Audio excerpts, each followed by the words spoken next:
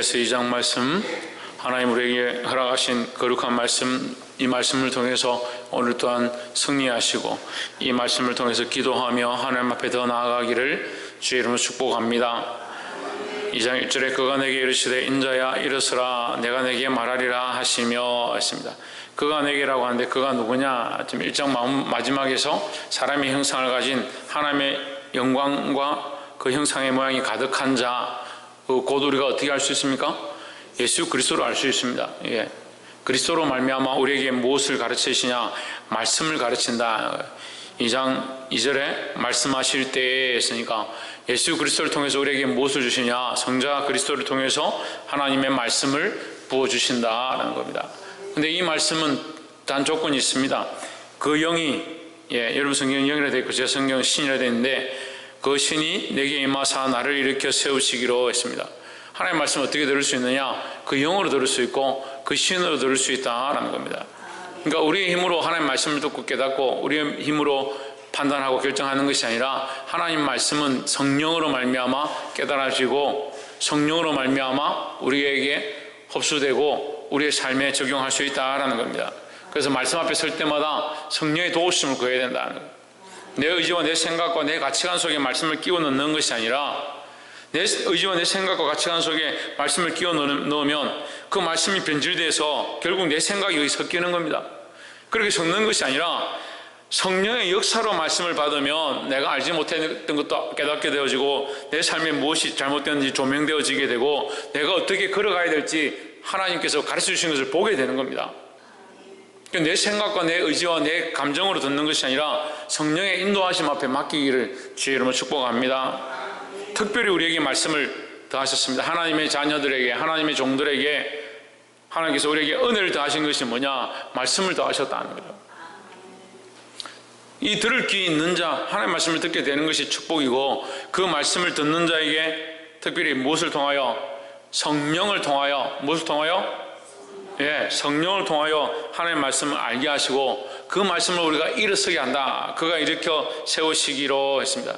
그 말씀으로 우리가 일어서게 한다. 성령이 우리를 일으켜 세운다는 겁니다.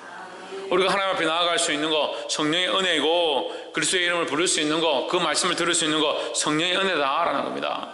이 성령을 사모하기를 주의 이름으로 축복합니다. 두 번째는 4절에 이 자손은 얼굴이 뻔뻔하고 마음이 강박한 자니라 내가 너를 그들에게 보내노니 너는 그들에게 이르기를 주 여호와의 말씀이 이러하시다 하라 했습니다. 우리에게 말씀을 허락하시고 성령을 허락하신 주님께서 우리에게 명령하실 때 뭐라고 하냐? 너희도 가서 이 말씀을 전하라 했습니다. 그러니까 우리는 말씀을 어제 아침에도 제가 말씀을 나눌 때 얘기했지만 말씀을 흘리는 통로다. 우리가 이 말씀을 변질시키고 내 생각과 내 감정을 개입시키면 하나님의 말씀을 변질시킬 수 있다. 말씀을 말씀 그대로 흘려야 되고 또한 받는 자도 하나님의 말씀을 말씀 그대로 받아야 된다는 거예요. 그래서 네 말이 아니고 누구의 말이냐? 주 여호와의 말씀이 이러하시다 하라. 내 말이 이러니까 내 생각이 이러니까 이 백성들아 이 말을 들으라 하는 것이 아니라 하나님의 말씀이 이렇다. 하나님의 말씀이 이러니까 하나님 말씀을 말씀대로 들어야 되고 그 하나님 말씀 앞에 순종해야 된다는 겁니다. 왜 말씀을 잘 순종할 수 없느냐? 말씀을 말씀대로 받지 않고 자기 생각을 개입시키고 자기 감정을 개입시키고 자기 삶을 개입시킨다. 말씀이 우리 안에 들어와서 우리의 삶을 변화시켜야 되는데 우리의 삶이 하나님 말씀을 변질시키고 내 생각이 하나님 말씀을 변질시키고 하나님 말씀은 원래 변질되지 않습니다. 그럼 뭐합니까? 내 안에서 자꾸 바꾸는 거예요. 하나님 말씀은 원래 있는데 내가 그 하나님 말씀대로 받지 않고 이미 변질시켰다. 그럼 뭡니까? 그건 온전한 하나님 말씀이 아니다. 그 말씀을 우리 삶에 적용해야 하는데 우리 삶을 바꾸고 우리의 생활을 바꿔서 하나님 말씀이 우리 삶에 적용되도록 몸부림쳐야 된다는 겁니다.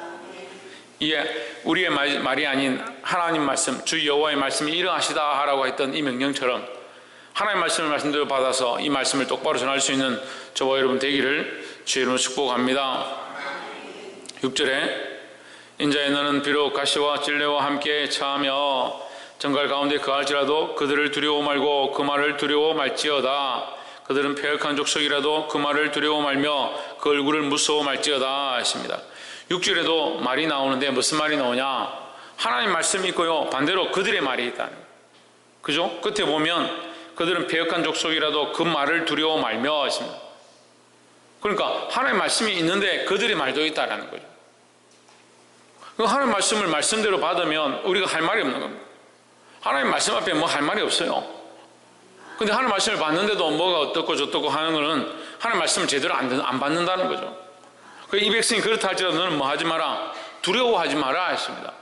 우리는 이 세상을 두려워하지 말고, 이 세상의 말들을 두려워하지 말고, 그들의 말을 두려워하지 말고 하나님 말씀을 똑바로 하나님 말씀대로 흘려야 된다는 겁니다.